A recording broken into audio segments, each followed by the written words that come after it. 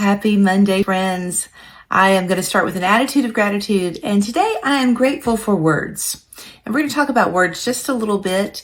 Words can bring life, or words can bring a knife, can't they? Words are powerful, and I'm so glad that we have them and the ability to use them. And I try to be very careful with my words, but I'm not, and I make a lot of mistakes in that.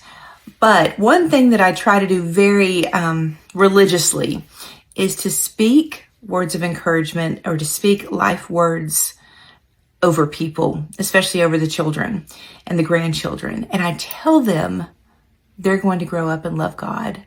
They're going to tell other people about Jesus. They're kind. They're beautiful. They're made in the image of God. They're loved. I tell them these things, and especially at night as we're putting them to bed, that's the last thing that I want them to be thinking about as they drift off to sleep, is all of these positive things. And, you know, it's great for children, and it's needed because a lot of times they don't feel like that. They don't feel loved, or maybe they had a hard day, or somebody didn't play with them, or they didn't do well in school. But as adults, that's important too. It's important to be reminded sometimes you're a child of the King. Your Father is a king. Your Father's a king. That's a big deal. You're loved. You're loved regardless of your transgressions. You're forgiven.